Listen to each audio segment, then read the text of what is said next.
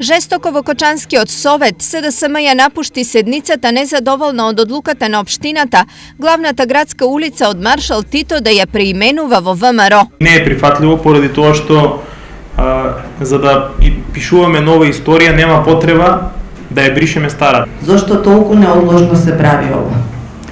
Јас немав ништо против кога ги имавме предлозите за имињата на улици.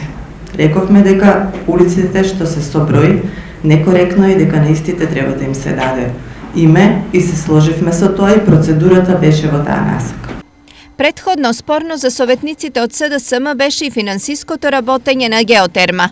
И ако го погледнеме извештајот од работењето во првите 3 месеци, меѓутоа и во претходните 1-2 години, ќе забележиме дека постојано имаме намалување во искористувањето на геотермалната вода и во приходите по однос на геотермална вода. Во извештајот не стои долг од училиштата, да, и значи тоа дека нашите училишта се раздолжиле, ако не во спротивно колку е тој долг. Претходната седница на Советот на општина Кочани изгласавте ребаланс на буџетот во кој беа предвидени ставки за затварање на долговите на училишта кои се користи на геотермалната вода и училиштето Никола Карев и Кирил Методи немаат во моментот долгови за користењето на геотермалната вода.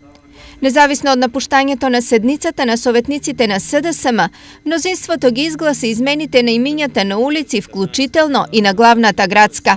Дополнително беа разгледани повеќе извештаи за работата на општински институции и беа променети и донесени нови урбанистички планови.